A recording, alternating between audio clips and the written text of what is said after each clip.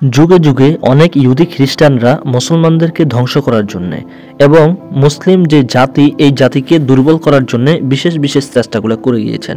তার মধ্য থেকে ইসলাম ধর্মকে কিভাবে পৃথিবী থেকে মিটে দেওয়া যায় এই চেষ্টাও তারা করেছিলেন।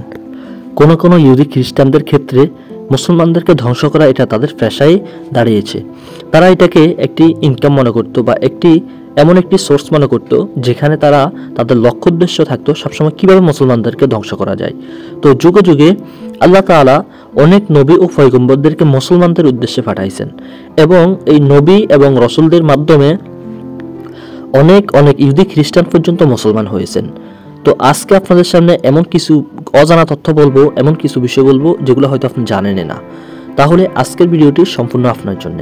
আপনি যদি একজন মুসলমান হয়ে থাকেন তাহলে শেষ পর্যন্ত দেখতে থাকুন এবং আমাদের চ্যানেলটিকে সাবস্ক্রাইব করুন এবং একটি লাইক দিন, ভিডিওটি শেয়ার করে দিন আর একটি কমেন্ট করবেন। আর ইসলাম ও ধর্ম নিয়ে আপনার বিশেষ জ্ঞান আমাদের কমেন্টে বলবেন। পরবর্তীতে আপনার কমেন্ট অনুযায়ী আমরা ভিডিও বানাতে বাধ্য হব ইনশাআল্লাহ। আপনারা জানেন হযরত ওমর রাদিয়াল্লাহু তাআলা আনহু একজন রাসূলের বিশেষ সাহাবী ছিলেন। উনি যখন একটা সময় উনি কিন্তু মুসলমান ছিলেন না, তবে একটা সময় উনি আবার জান্নাতের সার্টিফিকেট দুনিয়ার জমিনেই পেয়েছেন। হযরত ওমর রাদিয়াল্লাহু তাআলা আনহু উনি ছিলেন একজন রাসূলের সৈনিক।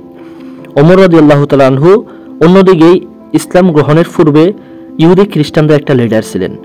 তো হযরত ওমর রাদিয়াল্লাহু তাআলা আনহু যখন ওনার একটি সমাবেশেই বলা হচ্ছিল যে রাসূল সাল্লাল্লাহু আলাইহি সাল্লামের গর্দান যে এনে দিতে পারবে তাকে এত এত পুরস্কার দেওয়া হবে, অর্থাৎ বিশাল এক পুরস্কার দেওয়া হবে। হযরত ওমর রাদিয়াল্লাহু তাআলা আনহুকে ওই সময়ের একজন সরকার বা ওই সময়ের একজন বাদশা বলেছিলেন, ইহুদি খ্রিস্টান বাদশা। তখন ওনার প্রস্তাবে হযরত ওমর রাদিয়াল্লাহু তাআলা আনহু খুব রাগী মানুষ ছিলেন, উনি রাজি হয়ে গিয়েছেন যে হযরত ওমর রাদিয়াল্লাহু তাআলা আনহু রাসূল সাল্লাল্লাহু আলাইহি সাল্লামের গর্দান নিয়ে আসবে। নাউজুবিল্লাহ। তো ওমর রাদিয়াল্লাহু তাআলা আনহু যখন হযরত সাল্লাল্লাহু আলাইহি সাল্লামের গর্দান আনতে গিয়েছিলেন, হযরত নবী করিম সাল্লাল্লাহু আলাইহি সাল্লামের আখলাক দেখে হযরত ওমর রাদিয়াল্লাহু তাআলা আনহু ইসলাম ধর্ম গ্রহণ করছেন। অর্থাৎ হযরত নবী করিম সাল্লাল্লাহু আলাইহি সাল্লামের জমানাতেও ইসলামকে ধ্বংস করার জন্য, ইসলামকে মিটিয়ে দেওয়ার জন্য অনেকভাবে অনেক ধরনের কাজ করত, তবে কেউ ইসলামকে ধ্বংস করতে পারে নাই। আল্লাহ তাআলা কুরআন মাজিদের মধ্যে বলেছেন, ইন্না নাহনু নাযালনা লাহু যিকরা ওয়া ইন্না লাহু লাহাফিজুন। যদিও এই আয়াতটি আল্লাহ তাআলা কুরআন মাজিদের উদ্দেশ্যে বলেছিলেন, কিন্তু এই আয়াতের তাফসিরে অনেক ফুকাহায়ে কেরাম, অনেক ওলামায়ে কেরাম এটাও লেখেন যে ইসলাম ধর্মকে কেউ কখনো ধ্বংস করতে পারবে না। ইসলাম ধর্ম যেটা এমন একটি ধর্ম যেটাকে হেফাজত করার মালিক আমি আল্লাহ। অনেকেই এইভাবেও তাফসির করেন। তো যুগে যুগে অনেক নবী, সাহাবী, তাবিন, তবে তাবিন, ওলামায়ে কেরাম পর্যন্ত অনেকে অনেকভাবে আসছেন উম্মতের হেদায়েতের মাধ্যম হয়ে। তো বলতেছিলাম বর্তমান সময়ে কাদিয়ানী, বর্তমানে রাসূল সাল্লাল্লাহু আলাইহি ওয়াসাল্লাম একটি হাদিস বলেছেন, ইন্নাল উলামা ওয়ারাসাতুল আম্বিয়া, আলেমগণই হলো পয়গম্বরগণের ওয়ারিস। এবং রাসূল সাল্লাল্লাহু আলাইহি ওয়াসাল্লাম আরেকটি হাদিসের মধ্যে বলেছিলেন, আনা খাতাবুন নাবিয়িনা লা নাবিয়্যা বাদি, অর্থাৎ আমি শেষ নবী, আমার পরে আর কোনো নবী আসবে না। এরপরে একদল হচ্ছে যে নিজ থেকে নবী দাবি করে, অর্থাৎ আমরা বিশ্বাসী, এবং যারা কাদিয়ানী করে তারাও কিন্তু রাসূল সাল্লাল্লাহু আলাইহি ওয়াসাল্লামকে নবী মানে। শুধু তারা এই জিনিসটা মানতে পারে না যে আনা খাতাবুন নাবিয়িনা লা নাবিয়্যা বাদি, আমি শেষ নবী, আমার পরে আর কোনো নবী আসবে না। তারা শুধু এই হাদিসটা মানতে পারে না, অথচ এই হাদিসটা সহিভাবে সহিহ মুসলিম, বুখারী ইত্যাদি এগুলো থেকেই প্রমাণিত এবং এটি একটি সহিহ হাদিস। এই হাদিসটা তারা মানতে পারে না। তো যাই হোক, আলোচনার বিষয় হচ্ছে বর্তমান যুগে অনেকেই অনেকভাবে ইসলাম ধর্মকে, মুসলিমদেরকে ধ্বংস করার অনেক চেষ্টা করছে। আচ্ছা, এতক্ষণ আমি হাদিস এবং কোরআন অনুযায়ী অনেক কথাই বলছি, এখন আসি বর্তমান প্রেক্ষাপট অনুযায়ী। যেমন আপনি অনলাইনের মাধ্যমে ইউটিউব, ফেসবুক, টিকটক আরও যা যা রয়েছে, গুগল, এগুলো কিন্তু একটাও মুসলমান কোম্পানির না। অর্থাৎ এই যে অ্যাপ্লিকেশনগুলো রয়েছে এগুলো কিন্তু এক একটা বিজনেস, এগুলো কিন্তু এক একটা অ্যাপ্লিকেশন মানে এক একটা বিজনেস। এখান থেকে একটা বিজনেসও কিন্তু মুসলমানদের না। যেমন ফেসবুক, এটাও কিন্তু মুসলমান না। টিকটক, এটাও কিন্তু মুসলমানের না। ইউটিউব, এটাও কিন্তু মুসলমানের না, মানে এটা ইহুদি খ্রিস্টানদের। আচ্ছা, এখান থেকে অনেকে হচ্ছে যে ইসলামিক জ্ঞান নেন, অনেকে হচ্ছে যে অপকর্ম ব্যবহার করেন, অর্থাৎ এখান থেকে নাচ গান ইত্যাদি এগুলো দেখে নিজের হায়াত, জীবন যৌবন সব নষ্ট করতেছেন। কিন্তু আরেক শ্রেণীর লোক রয়েছে এখানের মাধ্যমে ইসলামের দাওয়াত প্রচার করে, আরেক শ্রেণীর লোক রয়েছে এখানের মাধ্যমে ইহুদি খ্রিস্টানদের বিরুদ্ধেই এখানে ইসলামের পক্ষে অনেক কথা বলে।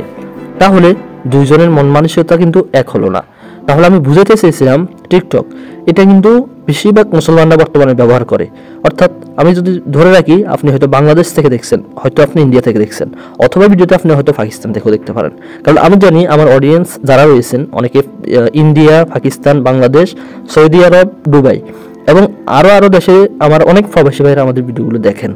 তো তাই দেখেন আপনি যেই দেশেই থাকেন ওই দেশে দেখেন কত পার্সেন্ট মানুষ মুসলমান এবং কত পার্সেন্ট মানুষ খ্রিস্টান। অবশ্য আমি যদি মুসলিম কান্ট্রিগুলোর কথা বলি তাহলে দেখেন কি পরিমাণ মুসলিম কান্ট্রিতে এই ধরনের সময়গুলো অপচয় নষ্ট করা হচ্ছে। যেমন টিকটক, এটা কিন্তু ইহুদি খ্রিস্টানদের, এখানে যতগুলো সময় নষ্ট করা হচ্ছে দেখা যাচ্ছে আমাদের মুসলিম কান্ট্রি থেকে সময় এখানে বেশি নষ্ট করা হচ্ছে। যেমন বাংলাদেশ, এখানে আপনি দেখবেন আপনি 10 জন মানুষকে খোঁজ করবেন, অর্থাৎ 10 জন অ্যান্ড্রয়েড সেট চালাচ্ছে, এই 10 জনকে আপনি খোঁজ করে নেবেন, অথচ আপনি 10 জনের মধ্যেই দেখবেন এই ধরনের অ্যাপ্লিকেশনগুলো আপনি পাবেন। হয়তো দেখা যাচ্ছে 10 জনের মধ্যে না পেলে মিনিমাম 8 জনের কাছে আপনি এই অ্যাপ্লিকেশনগুলো পাবেন। আর বর্তমান সময়ে এটা এমন একটি নেশা যেটা মনে করেন সবার মধ্যে পৌঁছে হয়ে গেছে। যেমন আপনারা সহজে বুঝতে পারবেন, বর্তমানে টিকটক আমরা অনেকেই জানি চীন দেশ তৈরি করেছে, অথচ চীন দেশে টিকটক চালানো নিষেধ। কোন দেশ তৈরি করছে সেটা হয়তো যত সম্ভব জানি চীনে হয়তো টিকটক তৈরি করছে, অথচ চীন দেশেই টিকটক দেখা নিষিদ্ধ। অর্থাৎ দেখেন তাহলে যারা তৈরি করছে তাদের দেশে দেখা নিষিদ্ধ, এবং দেখেন এটাতে সবচেয়ে বেশি বেহায়া, এটাতে সবচেয়ে বেশি অশ্লীলতা। তাহলে দেখেন এই অ্যাপ্লিকেশনটি ইউজ হচ্ছে কোন দেশে বেশি। আমি যদি সর্বপ্রথম বাংলাদেশের দিকে তাকাই, দেখেন প্রতিটি মোবাইলের মধ্যে এই অ্যাপ্লিকেশনটি রয়েছে, অ্যাভেলেবেল রয়েছে। তাহলে দেখেন এটা থেকে যদি উপকারের পার্সেন্ট এতটাই বেশি হতো তাহলে যিনি তৈরি করছে ওনার দেশে নিষিদ্ধ কেন? অবশ্যই বাঙালি আবেগে সবসময় পাগল বা আবেগে পড়ে বেশি, বিবেক দিয়ে কখনো চিন্তা করতে চায় না। এই কারণে চিন্তা করবেন এটা আসলে আমাদের জন্য কি কতটুকু কল্যাণকর, এটা আমাদের জন্য কতটুকু ভালো হবে। এই জন্যে আমি বুঝাইতে চেয়েছিলাম যে যুগে যুগে অনেক ইহুদি খ্রিস্টান আমাদের মুসলমান ধর্মকে বা মুসলমানদেরকে ধ্বংস করার অনেক চেষ্টা করছে। এই যে অ্যাপ্লিকেশনগুলো যেমন টিকটক, হ্যাঁ, এটা কখনো মুসলমানদের সফলতার জন্য না, এটা কখনো মুসলমানদের জন্য না, এটা একটি ধোঁকা, এবং এখানে যত সব বেহায়াফোনা।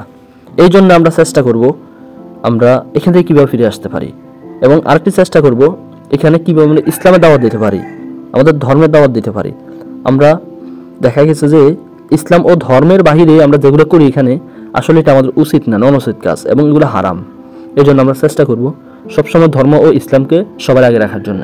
আল্লাহ তাআলা আমাদেরকে বুঝার তৌফিক দান করুন। দেখা হবে নেক্সট ভিডিওতে।